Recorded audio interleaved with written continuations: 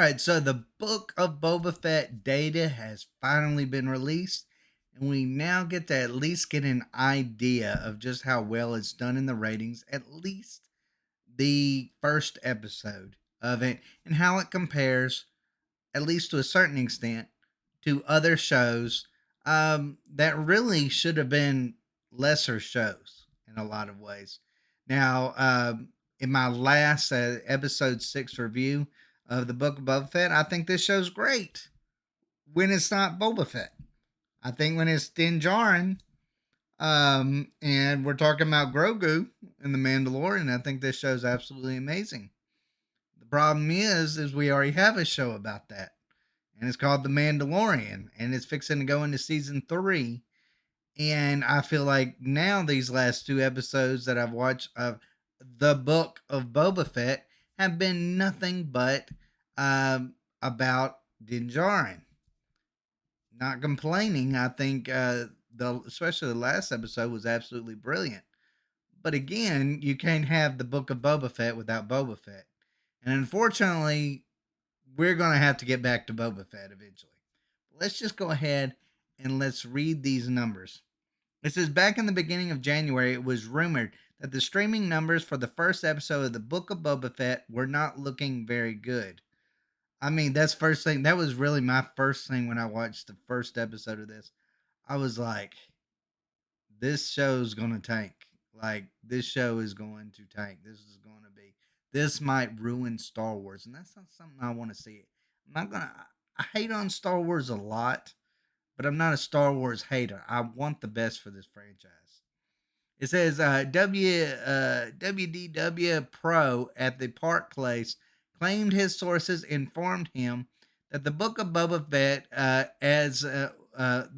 Fett as not doing as well in streaming numbers as the Walt Disney Company would like. Maybe make a better episodes.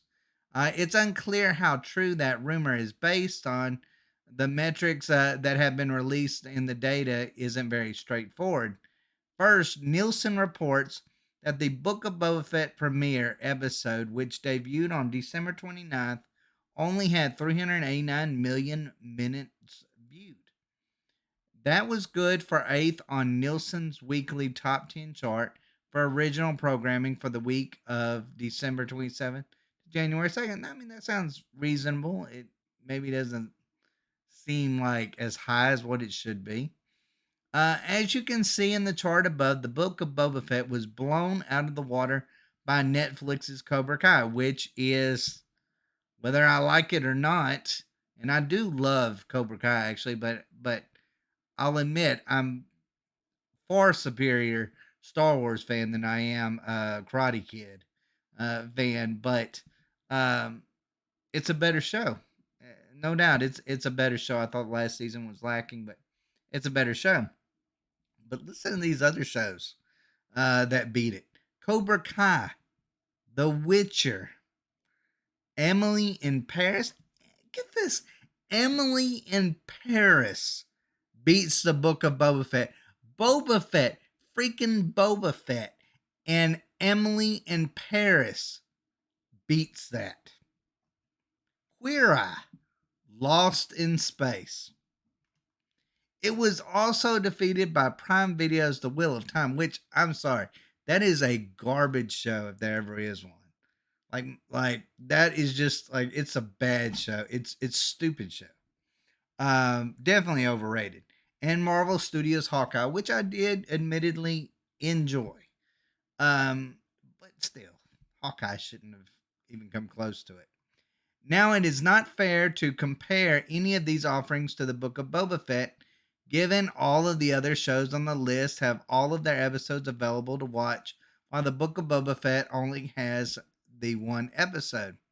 Even shows like Hawkeye and The Wheel of Time, which debuted their final episodes of their respective first seasons in the same time period, wouldn't make a good comparison because it's possible a significant portion of people are watching the previous episodes as well. On that note, even if you went back and looked at Hawkeye's premiere on Disney Plus, which saw the show debut its first 2 episodes, The data is still muddled because there are so many factors at playing, including playbacks, rewinds, episode length, episode completion, etc. You know what I actually kind of think about? This is my take on that. I think this is all intentional to a certain extent. And it's so that people can say, well, this might look like a flop, these studios, all that.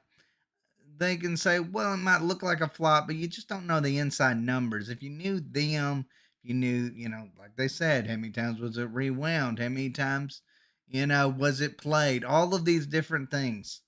Um, it's going to give them excuses to keep making bad material, basically bad shows, bad movies, bad everything, and that doesn't bode well for anybody. Um, and that's the problem. That's going to be a problem in the future, and we're going to start seeing this more and more often. It's very difficult to make sense of whether or not 389 total minutes viewed is actually a respectable number. It's possible that it could be a very good number if you simply divide 389 million minutes by 39 minutes, which is the episode's length. It would come out to 9.9 million.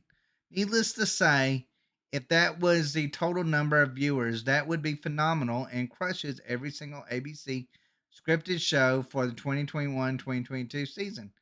Hey, so it could be good news, it could be bad news. The highest rated show according to TV series finale is Grey's Anatomy, and it averages 4.195 million viewers per episode. So if you want to try to say, this is where I would kind of get pushback on that 9.9 million viewers watched it. But you take somebody take a show like Grey's Anatomy and 4.1. So that would be double the amount of that. I don't know if I want every Star Wars show to be good and to have a lot of people.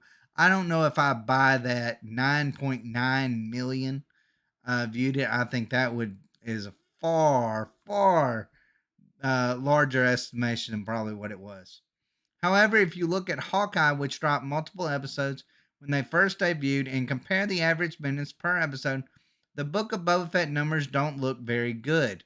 According to Nielsen, in its first week on Disney Plus, Hawkeye had 853 million minutes viewed. Divide the number by two, and the average episode had 426 million views. Um, that's a lot. Again, that's assuming all of those minutes are for both episode one and episode two, and there wasn't a drop off between one and two among a number of other assumptions. Clearly, the data surrounding total numbers viewed is muddled and does not give us a clear as a picture as traditional data tracking that provides numbers of viewers and the rating in the 18 to 49 demographic. On top of the Nielsen data, Samba TV claims the first episode was watched by 1.7 million. Totally would believe that number. Totally would believe that number.